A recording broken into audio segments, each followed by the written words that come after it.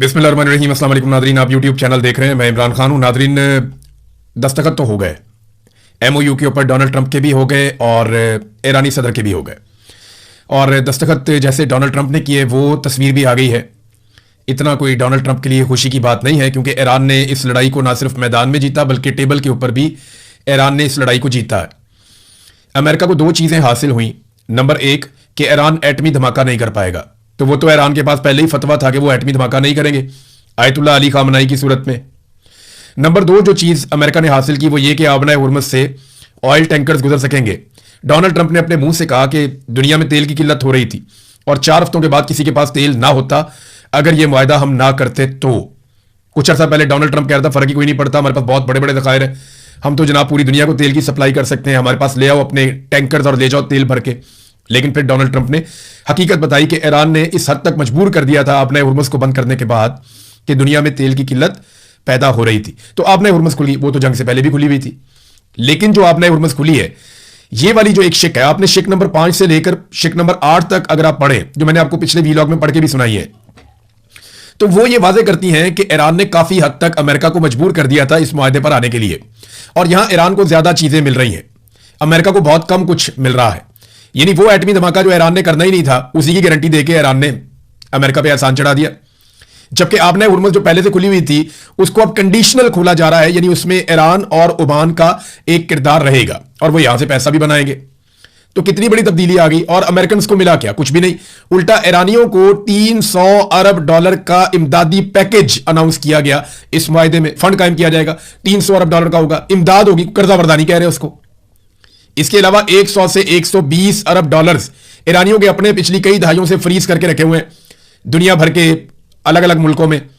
अब देखें ना, पहले डॉलर की उतनी कीमत नहीं थी, आज डॉलर की कीमत देखें कहां से कहां पहुंच गई है। तो जब ये फ्रीज हुए थे तब शायद इतना बड़ा एसेट नहीं था, लेकिन आज ये बहुत बड़ा एसेट है। 100 से 120 अरब डॉलर ईरानियों के अपने भी निकल आए। तो नवाज शरीफ के मुंह से आप अक्सर ये बात सुनते रहे, बार बार मियां साहब सारी जिंदगी इस बात का वावेला करते रहे कि मुझे क्लिंटन ने फोन किया और मुझे कहा कि तुम एटमी धमाके ना करो तो मैं तुम्हें 5 अरब डॉलर देता हूं। 5 अरब डॉलर यानी इतने सस्ते लोग हैं ये कि इन्होंने अपनी कीमत भी कितनी कम बताई। कौम पे एहसान चढ़ाने के चक्कर में 5 अरब डॉलर मियां नवाज शरीफ साहब सारी जिंदगी कौम को गिनवाते रहे कि मुझे बिल क्लिंटन 5 अरब डॉलर की पेशकश कर रहा था कि एटमी धमाके ना करो, हम तुम लोगों को 5 अरब डॉलर देते हैं। उधर ईरान ने एटमी धमाके करने भी नहीं थे बकौल उनके, और वो ना करने के उन्होंने जो पैसे ले लिए 120 अरब डॉलर अपना छुड़वा लिया और 300 अरब डॉलर का इमदादी पैकेज भी उन्होंने अपना मंजूर करवा लिया। फिर पाबंदियां भी उन्होंने अपने ऊपर खत्म करवा ली और खित्ते में अपनी बालादस्ती भी उन्होंने साबित कर दी कि इस रीजन में कोई मुल्क कम से कम ईरान के साथ जंग नहीं कर सकता, उसके मिसाइलों के आगे ठहर नहीं सकता। बेशक उनके पास एयरफोर्स नहीं है, लेकिन वो अलग तरह की लड़ाई लड़ते हैं। उन्होंने दुनिया को लड़ाई का एक नया तरीका सिखाया कि आप ड्रोन्स को और मिसाइलों को एक साथ फायर करें, पहले ड्रोन्स भेजें फिर मिसाइल भेजें और फिजा के अंदर अपनी बालादस्ती कायम करें और फिर जहां चाहें आप अटैक करें। उन्होंने एक नई तरह का, उन्होंने इसके ऊपर हम एक अलग वीलॉग करेंगे कि ईरान ने नई तरह की लड़ाई या जंगी हिकमत अमली कैसे मुतारिफ करवाई और किस तरीके से उसने अमेरिका को और इसराइल को परेशान किया इस लड़ाई में, और पूरी दुनिया इस लड़ाई से बाहर अपने आप को रखने पर मजबूर क्यों हुई, उन्हें किस बात का डर था। इन चीजों पे हम बात करेंगे। अरब ममालिक के साथ क्या हुआ, उनकी ख्वाहिश क्या थी, एक पूरा वीलॉग इसके ऊपर हमें करना चाहिए, हम इसके ऊपर करेंगे क्योंकि बड़ी इंटरेस्टिंग चीजें हैं इसमें। तो नवाज शरीफ साहब 5 अरब डॉलर को रोते रहे, उधर ईरान ने लगभग 450 अरब डॉलर का जो है वो मामला कर दिया और उन्होंने एटमी धमाका करना भी नहीं था बकौल उनके। फील्ड मार्शल के बारे में यह कहा था फैसल वावडा ने कि जनाब जो हमारे फील्ड मार्शल हैं उन्होंने इसको खुद टाइप किया है, ये जो मुआहदा है या एमओयू है, फील्ड मार्शल ने खुद इसको लिखा है। डोनाल्ड ट्रंप जो साइन कर रहे थे वो फारसी में था। तो मेरे दिमाग में यह सवाल आया कि फील्ड मार्शल को फारसी आती है या उन्होंने फारसी में इसका तर्जुमा करवाया होगा। सवाल है, दिमाग में आ सकता है। लेकिन मामला यह है कि पाकिस्तान में इस चीज को ऐसे उठाया जा रहा है कि जैसे बस 1 घंटे के बाद ईरान ने तबाह बर्बाद हो जाना था, हर चीज खत्म हो जानी थी, कोई एटमी हमला होने वाला था, कोई बहुत बड़ी 3rd वर्ल्ड वॉर शुरू होने वाली थी, सारी दुनिया के ममालिक अपने बम और जंगी जहाज लेकर तैयार बैठे हुए थे और हर तरफ से अटैक हो जाना था। तो अब इसको इस तरह का रंग दिया जा रहा है पाकिस्तान में टाउटों की जानिब से कि जनाब फील्ड मार्शल ने पूरी दुनिया को बचा लिया, पहले पाकिस्तान को तो बचा लें। पाकिस्तान के अंदर दहशतगर्दी बढ़ती चली जा रही है, बढ़ती चली जा रही है, बढ़ती चली जा रही है। पिछले सारे रिकॉर्ड दहशतगर्दी के पाकिस्तान में टूट रहे हैं और दुनिया को बचाने चले हैं। दुनिया के अंदर सालसी करनी है, कश्मीरियों से बातचीत हो नहीं पा रही। दुनिया के अंदर सालसी करनी है, 3 साल से कौम का सबसे मकबूल लीडर जेल में बैठा हुआ है, उसके साथ बातचीत करने की कैपेसिटी है नहीं, उसका सामना कर नहीं पा रहे दुनिया के। जनाब हमने मुज़ाकरात करवाने। अब तकरीब के हवाले से पहले शहबाज शरीफ साहब ने एक ट्वीट किया, जैसे ही उन्होंने ट्वीट किया तो घुंघरू बांध लिए बहुत सारे पाकिस्तान के अंदर जो दरबारी हैं उन्होंने, और उन्होंने घुंघरू बांध के अभी रक्स शुरू ही किया था कि पता चला कि ट्वीट एडिट हो गया। अब वो बेचारे परेशान हो गए कि जनाब ट्वीट तो एडिट हो गया, आप क्या करें। तो फिर उन्होंने एडिट शुदा ट्वीट के ऊपर हल्की हल्की आंच पे भंगड़ा डालना दोबारा शुरू किया, तो पता चला ट्वीट डिलीट हो गई। फिर ट्वीट दोबारा हो गई। तो अब बेचारे आहिस्ता आहिस्ता नाचते भी हैं, तबला भी बजाते हैं, लेकिन साथ साथ मुड़ मुड़ के ट्वीट को भी देखते हैं कि पता नहीं ट्वीट है या डिलीट हो गई। देखिए, मामला यह है कि जब आप कमांडिंग पोजीशन में होते हैं तो उसके लिए जरूरी है कि आपकी मईशत मजबूत हो, आप बहुत ताकतवर मुल्क हो, आपकी बात दुनिया में सुनी जाए, वो बहुत जरूरी होता है। पाकिस्तान ने इसमें किरदार जरूर अदा किया, लेकिन यह किरदार पाकिस्तान को डोनाल्ड ट्रंप ने दिया, क्योंकि डोनाल्ड ट्रंप किसी और पे भरोसा नहीं कर रहा था। डोनाल्ड ट्रंप के लिए इंतहाई वफादार साबित हुए फील्ड मार्शल आसिम मुनीर और शहबाज शरीफ। ट्रंप को लगता था कि ये लोग मेरे साथ मुकम्मल वफादारी करेंगे, क्योंकि ये लोग पाकिस्तान में फंसे हुए हैं और जाली हुकूमत बनाकर बैठे हुए हैं। लिहाजा ट्रंप ने इनकी ड्यूटी लगाई और इन्होंने सिर्फ अपनी ड्यूटी की है। अब उस ड्यूटी के बदले में ये चाहते हैं कि इन्हें बहुत सारी पजीराई मिल जाए, तो ठीक है, बड़ी अच्छी बात है। जो अच्छा काम इन्होंने किया है, तो नियतों के तो अल्लाह ताला ही जानता है कि किसकी क्या नियत है, लेकिन मैं ये जानता हूं और ये सारी दुनिया जानती है कि डोनाल्ड ट्रंप को फेस सेविंग दिलाने के लिए ही ये लोग मैदान में उतरे थे, और असल में जिन्होंने कारनामा दिखाया वो कतरी हैं, जिनका बहुत तजर्बा है। पाकिस्तान ने इस काम को शुरू जरूर किया था, लेकिन पाकिस्तान इसे समेट नहीं पाया, क्योंकि पाकिस्तान की मिलिट्री एस्टेब्लिशमेंट का टके का तजर्बा नहीं है मुज़ाकरात का। अगर इनको मुज़ाकरात करने आते होते, बातचीत करनी आती होती, तो इंडिया के साथ, अफगानिस्तान के साथ अपने मामला हल कर लेते। बातचीत और मुज़ाकरात करने आते होते तो बांग्लादेश जरूर टूट जाता। बातचीत और मुज़ाकरात करने आते तो बलोच पहाड़ों पे बैठे हुए होते। बातचीत और मुज़ाकरात करने आते होते तो आज दुनिया भर के अंदर ऐसे लोग जरूर बैठे होते जो पाकिस्तान की मिलिट्री एस्टेब्लिशमेंट से नाराज हैं। इनका बातचीत करने का कोई तजुर्बा ही नहीं, इनको समझ ही नहीं है, तो ये नहीं कर सकते। पाकिस्तान के अंदर सबसे मकबूल आदमी को इन्होंने जेल में डाला हुआ है, और बातचीत करने में ये उसके साथ भी मुकम्मल तौर पर नाकाम है, ये नहीं कर सकते। बहरहाल अब कहानियां सुनाई जा रही है, जनाब आधे घंटे में ये होने वाला था, 1 घंटे में वो होने वाला था, तो जनाब इस तरह करके बचा दिया और ऐसे करके कर दिया। लेकिन ट्रंप बहुत समझदार आदमी है, वो जिसको भी मिलेगा तारीफ ही करेगा। अभी फील्ड मार्शल से या शहबाज शरीफ से उसकी जब भी मुलाकात होगी, वो कहेगा जी बहुत कमाल लोग हैं, इन जैसा बंदा ही कोई नहीं है, मेरा फेवरेट है ये फील्ड मार्शल, मेरा पसंदीदा है ये वज़ीर आज़म, वो बहुत तारीफें करेगा। उसने भी मोदी की भी की है, फिर उसने मैक्रोन की भी की है, मैक्रोन की वाइफ की भी की है। वो दुनिया भर में जहां भी जाता है, अरब हुक्मरान हो या कोई भी हो, अफ्रीकी हो, इवन वो तो प्यूटन की बहुत तारीफ करता है। हालांकि अमेरिकन प्यूटन से नफरत करते हैं, अमेरिकन जो है वो बहुत नफरत करते हैं रूस से, क्योंकि उन्हें बहुत लंबे अरसे तक ये पढ़ाया गया, तो वो तो उसकी भी तारीफ कर देता है। तो डोनाल्ड ट्रंप का कोई पता नहीं है, वो तो इनकी तारीफ करेगा ही। लेकिन अभी आने वाले दिनों में कुछ और चीजों का हमें अंदाजा हो जाएगा, खासतौर पर ये जो तकरीब होनी है या नहीं होनी। अब तकरीब रह क्या गई पीछे, यानी असल काम जो होना था वो तो हो गया। तो कौम के पैसे जाया करने की क्या जरूरत है। यहां से बंदे भेजे हुए हैं सरकारी खर्चे के ऊपर, कोई सहाफी है, कोई है, कोई कौन है, वो सारे वहां पे पहुंचाए हुए हैं स्विट्जरलैंड में, वो उधर फिर रहे हैं सरकारी खर्च के ऊपर। तो बजाय कि इतना पैसा कौम का दोबारा खर्च किया जाए और इतनी बड़ी कवरेज की जाए, फिर उसकी तशहीर की जाए, जरा पाकिस्तान की तरफ तवज्जो दें और पाकिस्तान के मामलात को देखें, जहां पे लेवियां लगा लगा के आपने बेड़ा गर्क कर दिया। लेकिन देखें ना, हमारे यहां पे कोई मीडिया इसके ऊपर आवाज ही नहीं उठाता। मीडिया बहुत बुरी तरह कंप्रोमाइज हुआ है। ISPR का जनरल आसिफ गफूर था, उसका कुत्ता मर गया। पाकिस्तान के मीडिया पे खबर चल रही है कि जनाब जनरल आसिफ गफूर का कुत्ता मर गया। उधर कबायली इलाकों में ड्रोन हमला होता है, खवातीन और बच्चे शहीद हो जाते हैं, तो मीडिया उसकी खबर नहीं देता। 26 नवंबर को इस्लामाबाद डी चौक में जो कत्लेआम हुआ, पाकिस्तान का मीडिया उसकी खबर नहीं देता। कश्मीर के अंदर जो रोजाना की बुनियाद पर गोलियां चलाई जा रही हैं, लोग शहीद भी होते हैं, जख्मी भी होते हैं, पाकिस्तान का मीडिया उसकी खबर नहीं देता। बलूचिस्तान के अंदर जो जबरी तौर पर इंसानों को लापता किया जाता है, गुमशुदा किया जाता है, पाकिस्तान का मीडिया उसकी खबर नहीं देता। मारंग बलोच के साथ कितनी बड़ी ज्यादती हो रही है उसकी खबर नहीं देता। आलमी सतह पे हादी अली चट्टा और ईमान मजारी को रिकॉग्नाइज किया जा रहा है, पाकिस्तान का मीडिया उसकी खबर नहीं देता। पाकिस्तान का मीडिया खबर देता है कि जर्नैल का कुत्ता मर गया। यह है पाकिस्तान के मीडिया की कुल औकात।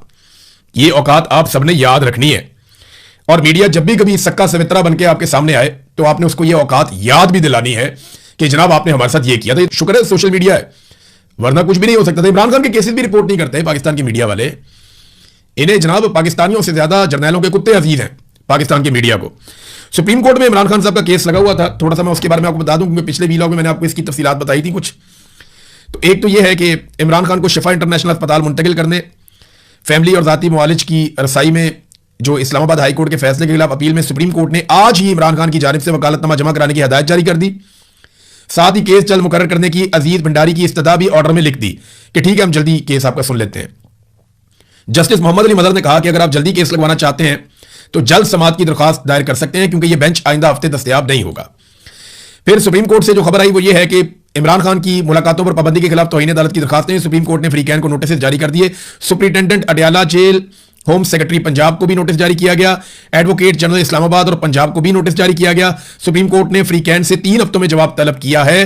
3 रुकनी बेंच ने इस केस की समाअत की है। और ये जो केस है इसमें सलमान अकरम राजा साहब थे, बैरिस्टर अली जफर थे, अजीज भंडारी साहब थे और दीगर वकला वहां पे मौजूद थे। तो इन्होंने सुप्रीम कोर्ट ऑफ पाकिस्तान में इस केस पर काम किया। अब नाजरीन, मामला आ जाता है इस्लामाबाद हाई कोर्ट का। इस्लामाबाद हाई कोर्ट में भी अजीबोगरीब सिचुएशन पैदा हो गई है। सलमान सफदर साहब आते हैं अदालत में तो जज साहब कहते हैं जी मेन केस के ऊपर आ जाए। वो कहते हैं जी मुझे तो मेरे क्लाइंट ने कहा ही नहीं इसके ऊपर दलाल देने के लिए। क्लाइंट से मुलाकात करवाएंगे, जेल में आप भिजवाएंगे, बुशरा बीबी से मिलूंगा, इमरान खान से मिलूंगा, उनसे बात करूंगा तो आके उनका केस लड़ूंगा ना। मैं ऐसे कैसे केस लड़ लूं आके? बात तो उनकी ठीक है। अब मुलाकात ये लोग करवाते नहीं वकला की। मुलाकात करवाएंगे तो इमरान खान इंस्ट्रक्शन देगा, वो चीजें बाहर आएंगी, लिहाजा वो मुलाकात करवाने से डरते हैं। निजाम जो है वो इमरान खान से मुलाकात नहीं करवा पा रहा। उन्हें इस बात का खौफ है कि इमरान खान फील्ड मार्शल आसिम मुनीर को एक मरतबा फिर जेल से बैठकर तनकीद का निशाना बनाएंगे और फील्ड मार्शल एक मरतबा फिर तनकीद के गर्दाब में फंस जाएंगे। लिहाजा फील्ड मार्शल को सेव करने के लिए, उन्हें बचाने के लिए कैदी नंबर 804 की मुलाकातें बंद करवाई हुई। बहरहाल एडवोकेट जनरल इस्लामाबाद को हदायत की गई कि 7 रोज में अदालती हुक्म पर अमल दरामद कराएं।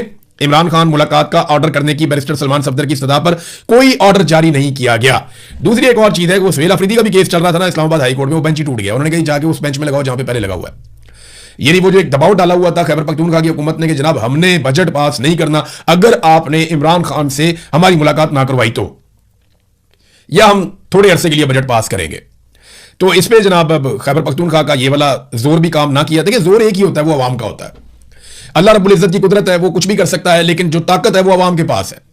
आप अगर अवाम को इकट्ठा नहीं कर सकते तो आप जो मर्जी पैंतरा चला लें, आप एस्टेब्लिशमेंट को रोक नहीं पाएंगे, आप नहीं कर पाएंगे। पाकिस्तान तहरीक इंसाफ के पास ये मौका था, खासतौर पे जो खैबर पख्तूनख्वा के अंदर पाकिस्तान तहरीक इंसाफ की क़यादत है, उनके पास मौका था कि वो नौजवानों को इकट्ठा करते, मोबिलाइज करते, चैनलाइज करते और एस्टेब्लिशमेंट को घुटनों पे लेकर आते, लेकिन उन्होंने ऐसा नहीं किया। अब वो बजट के मामला के ऊपर कोशिश करते रहते हैं बेचारे, लेकिन उनकी बात बनती नहीं है। तो अदालत में भी ये प्रेशर काम नहीं आया, अदालत का बेंच टूट गया। उन्होंने कहा जाए दूसरे बेंच पे जाके वहां पे करें, वो मामला भी अब लंबा लटक गया। तो सुहेल अफरीदी की मुलाकात इमरान खान साहब से कैसे होगी? ऐसे तो नहीं होगी। सुहेल अफरीदी ने अपने मुंह से कहा था कि ये घी सीधी उंगली से नहीं निकलेगा, और उंगली टेढ़ी सुहेल अफरीदी साहब से होती नहीं है। नाज़रीन, बिलावल ने एक बहुत अच्छी बात की है। देखिए 10 दिन हो गए हैं आजाद कश्मीर में लॉकडाउन चल रहा है, आजाद कश्मीर में शटर डाउन हड़ताल चल रही है, पूरा आजाद कश्मीर बंद है, हालात हुकूमत के कंट्रोल में वहां पे नहीं है। जगह जगह पे लोग धरने देकर बैठे हुए हैं, मुख्तलिफ जगहों में रैलियां निकलती रहती हैं और कश्मीरी जो है वो अपने हक के लिए खड़े हैं। बिलावल ने एक बड़ी अच्छी बात की, मैं चाहूंगा जहां पे अच्छी बात है उसको अप्रिशिएट करना चाहिए। बिलावल ने कहा जी कि मुहाजिर नशिस्तें जो हैं इनको मखसूस नशिस्तों में बदल दिया जाए। कोई भी सूबा होगा उसकी आधी सीटें आप दूसरे सूबे में रख लें तो दूसरा सूबा तो एतराज करेगा ही ना। मिसाल के तौर पे पंजाब की आधी सीटें अगर आप सिंध में रख दें तो पंजाब वाले मेरे इत्तेहादी खुश तो नहीं होंगे, ये बिलावल ने कहा। तो ये एक अच्छी तजवीज़ है कि इनको मखसूस नशिस्तें बना दिया जाए। मिसाल के तौर पे आज़ाद कश्मीर में फर्ज करें आप 30 सीटों के ऊपर इलेक्शन होता है, 30-32 सीटों पे इलेक्शन होता है, तो जो ये 30-32 सीटें जीते उनको मुतनासिब नुमाइंदगी दे दी जाए और उनको मिला जुला कर जो है वो मखसूस नशिस्तों की सूरत में जो ये मुहाजिरीन वाली सीटें वो दे दी जाए, बांट दी जाए, 12 कर लें, 10 कर लें, जैसे भी कर लें, तो इनकी नुमाइंदगी भी हो जाएगी और आज़ाद कश्मीर का मैंडेट भी मुतासिर नहीं होगा। ये मैं आपसे कह रहा हूं, यानी फैसला आज़ाद कश्मीर के लोग करेंगे अपने मुस्तकबिल का, और मुहाजिरीन की मखसूस नशिस्तें दे दी जाएंगी उन लोगों को जो वहां से इलेक्शन जीत कर आएंगे। ये एक अच्छी ऑप्शन है जो बिलावल ने दी है, एक बीच का रास्ता भी हो सकता है। बहरहाल देखते हैं कि ज्वाइंट अवामी एक्शन कमेटी इसके ऊपर क्या कहती है, क्योंकि वो ज्यादा इस मसले को जानते हैं। जब वो इस पर मौक़िफ़ देंगे तो वो आपके सामने मैं रखूंगा। एक और चीज है, लेवी पे बिलावल ने आवाज उठाई कि जब सैलाब आया था हमारे दौरे हुकूमत में, 2010 में सैलाब आया था, जब पीपल्स पार्टी की हुकूमत थी, तो 2010 में वाकई एक बड़ा खौफनाक सैलाब आया था पाकिस्तान में। तो उस वक्त उन्होंने पेट्रोल पर लेवी लगाई थी ताकि सूबों को फायदा हो, लेकिन बिलावल कहता है सूबों को कुछ भी नहीं मिला लेवी से, और अब लेवी कहां से कहां पहुंच गई है और ये लेवी खत्म भी नहीं हुई। तो बिलावल साहब अभी कुछ अर्सा पहले आप ही की जमात ने सपोर्ट किया इस हुकूमत को, इस हवाले से इनको कानूनी रास्ता बनाकर दिया कि वो जितनी चाहे लेवी लगाएं, आप इसके लिए बराबर के जिम्मेदार हैं। आज हुकूमत अगर मनमानी लेवी लगा रही है, आज हुकूमत अगर जैसा दिल करता है वैसी लेवी लगा देती है पाकिस्तानी कौम के ऊपर, तो इसमें पीपल्स पार्टी का बराबर का किरदार है, क्योंकि पीपल्स पार्टी ने वो कानूनी रास्ता फराहम किया, मदद की असेंबली के अंदर PMLN की, ताकि वो अवाम के ऊपर जालिमाना लेवी लगाएं। तो ये ना एक बड़ा जबरदस्त इन्होंने एक पैंतरा बना लिया। बिलावल आहिस्ता आहिस्ता ये शो करते हैं कि जैसे वो अपोजिशन है, लेकिन एक्चुअली बिलावल हुकूमत है। बिलावल हुकूमत में बैठा हुआ है, हुकूमती बेंचों से इसका ताल्लुक है, सिर्फ इसने वजारत नहीं ली है। बाकी बिलावल जरदारी या आसिफ जरदारी ये हुकूमत का हिस्सा है। अगर पीएमएलएन की हुकूमत नकली है तो उसी नकली हुकूमत के वोटों से आसिफ जरदारी पाकिस्तान का सदर बना है, तो वो भी नकली है। उसी हुकूमत के वोटों से यूसुफ रजा गिलानी को बनाया गया है और बाकी लोग भी बनाए गए हैं, वो सारे भी फिर नकली हैं। तो पीपल्स पार्टी इससे बच नहीं सकती। वो फॉर्म 47 की पैदावार है पीपल्स पार्टी भी, और पीपल्स पार्टी इन तमाम जराइम के अंदर बराबर की हिस्सेदार है। अभी आप देखेंगे पीपल्स पार्टी ये बजट भी पास करवाएगी, क्योंकि जैसा उन्हें एस्टेब्लिशमेंट कहती है या जर्नैल उन्हें पैगाम देते हैं, वो एग्जैक्टली वही काम करते हैं। नाज़रीन, कुछ और खबरें थी मेरे पास, लेकिन अभी क्योंकि वक्त की किल्लत है, काफी टाइम हो गया। अब तक के लिए इतना ही। अपना ख्याल रखिएगा, अपने इस चैनल का भी। अल्लाह हाफिज।